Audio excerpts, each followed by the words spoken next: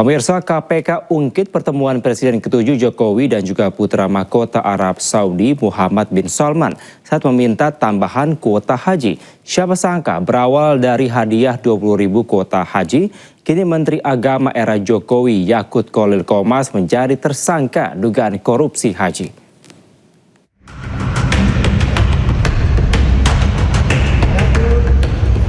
8 Januari 2026 mungkin menjadi hari yang naas bagi Yakut Khalil Qomas.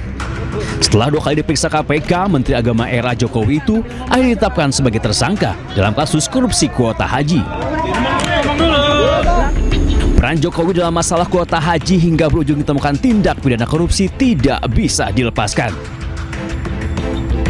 Asep Guntur Rahayu mengungkap peristiwa berawal saat Jokowi bertemu putra mahkota Arab Saudi Muhammad bin Salman untuk meminta tambahan kuota haji. Gayung bersambut, pemerintah Arab Saudi menghadiahi 20.000 tambahan kuota haji. Jadi rekan-rekan di tahun 2023 akhir ya, ini saya kembali lagi ulas bahwa Presiden Republik Indonesia pada saat itu ada kunjungan ke Saudi Arabia dan ketemu waktu itu adalah MBS ya, Muhammad bin Salman, kemudian cerita terkait dengan bahwa antrian haji, maksudnya antrian haji yang reguler itu sudah mencapai puluhan tahun, gitu, seperti itu. Maka kemudian diberikanlah tambahan kuota yang biasanya 221.000, kemudian ditambahlah 20.000 kuota itu. Pembagian kuota lalu ditentukan 92% atau 18.400 kursi untuk jemaah reguler dan 8% atau 1.600 kursi untuk jemaah haji khusus. Bukannya menerapkan aturan, Yakut yang kala itu menjabat sebagai Menteri Agama justru membaginya menjadi 50-50 hingga menuai masalah. Setelah ditelusuri KPK, diduga ada praktek jual beli kuota haji antara Kementerian Agama dengan sejumlah biro perjalanan haji. Sejak Juni 2025, KPK sudah menggeledah sejumlah tempat hingga memeriksa sejumlah saksi, dari mantan stafsus Isfah Abidal Aziz yang kini telah menjadi tersangka hingga pemilik biro perjalanan haji. Pertanyaannya, apakah KPK ada nyali memeriksa Joko Widodo sebagai saksi? Tim Liputan iNews melaporkan. Pemirsa, setelah ditetapkan sebagai tersangka kasus korupsi haji, mantan Menteri Agama Yakut Khalil Qomas belum juga ditahan. Koordinator Maki Boyamin Saiman menyebut KPK harus segera menahan Yakut sesuai dengan Undang-Undang Tipikor Pasal 25.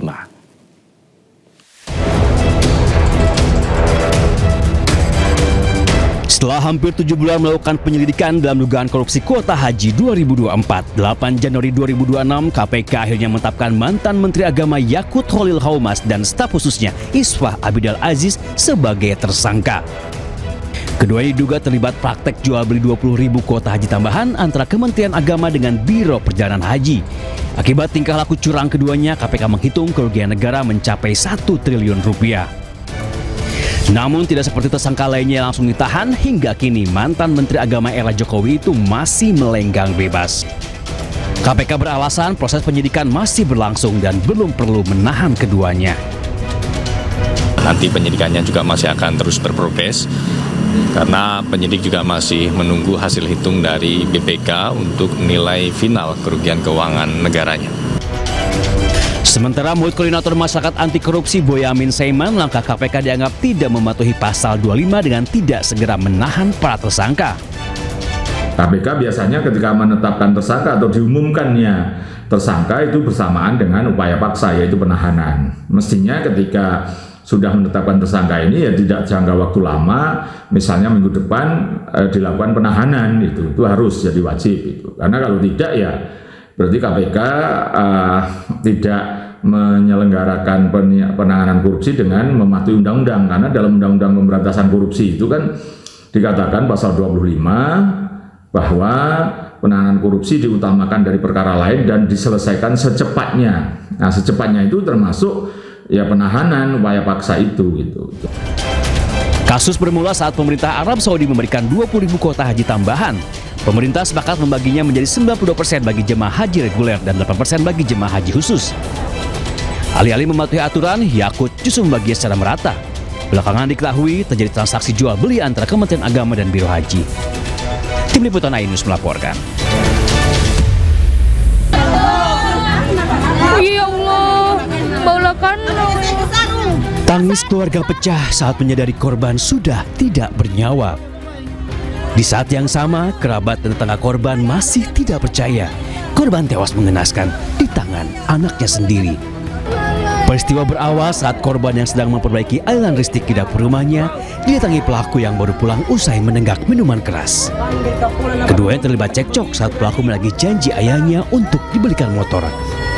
Akibat tidak langsung dipenuhi, pelaku langsung menganiaya ayahnya dengan badik hingga korban terjatuh. Warga sempat melarikan ke RSUD Sultan Daeng Raja Bulukumba, namun nyawa korban tidak tertolong.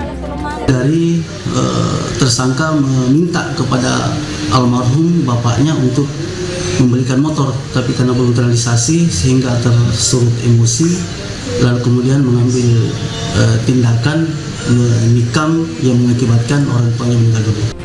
Saat ini pelaku ditahan di Mapolres Bulukumba dan dijerat pasal tindak pidana pembunuhan dengan ancaman hukuman maksimal 20 tahun penjara. Dari Bulukumba, Sulawesi Selatan, Dirman Anwar Ainus melaporkan. Pemirsa, Polda Metro Jaya bergerak merespons laporan dugaan penistaan agama yang dilakukan komika Panji Pragiwaksono dalam pertunjukan stand-up komedi bertajuk Mensrea. Polisi mulai melakukan analisis terhadap sejumlah barang bukti yang dilampirkan pelapor.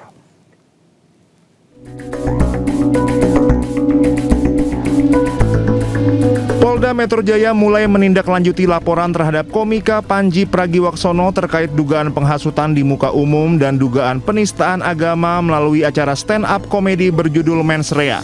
Kasubdit Penmas Bid Humas Polda Metro Jaya, Kombes Pol Reonald Simanjuntak mengatakan, tim penyelidik akan menindaklanjuti pelaporan tersebut.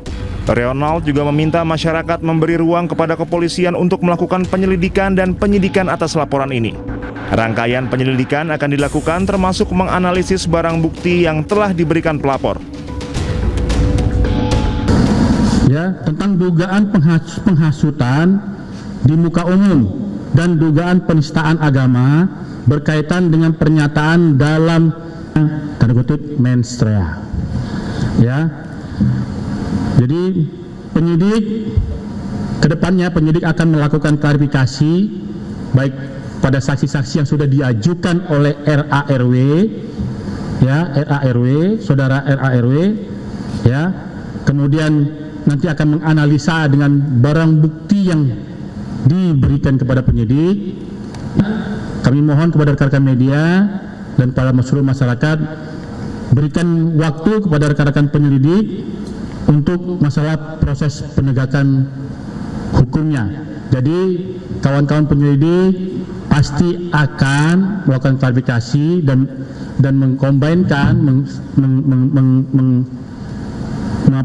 nanti akan mengumpulkan alat bukti, ya, dari apa yang disampaikan oleh pelapor tentang terlapor untuk membuktikan apakah ada perbuatan pidana dari kegiatan yang bertajuk.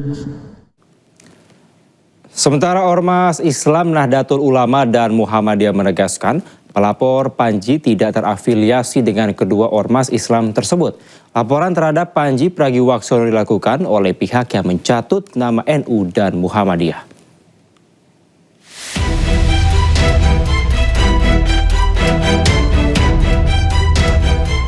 Panggung komedi tanah air menjadi sorotan usai materi dalam tayangan bertajuk Mensrea. Komika Panji Pragiwaksono dilaporkan ke polisi. Materi yang disampaikan Panji dianggap bermuatan fitnah dan memicu kegaduhan tanah air. Akibatnya kelompok yang mengatasnamakan sebagai Angkatan Muda Nahdlatul Ulama dan Aliansi Muda Muhammadiyah melaporkan Panji ke polisi. Kami melaporkan bahwa ada kasus menurut kami beliau merendahkan, memfitnah, dan cenderung menimbulkan kegaduhan di ruang media dan memecah belah bangsa begitu, menimbulkan keresahan terhadap khususnya kami sebagai anak muda Nahdliyin pun juga teman saya sebagai Aliansi Muda Muhammadiyah gitu. Sementara itu menurut Ketua PP Muhammadiyah Anwar Abbas menegaskan bahwa laporan tersebut tidak resmi dari Muhammadiyah dan pelapor bukan dari bagian organisasi dari Muhammadiyah.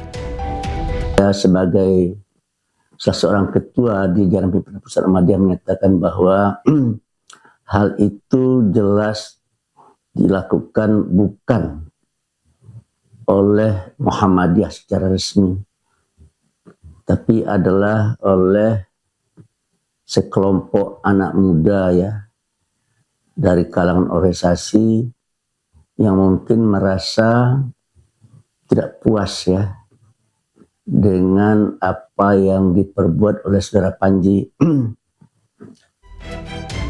Bantahan juga disampaikan oleh Ketua PBNU Ulil Absar Abdallah melalui kanal resmi NU Online.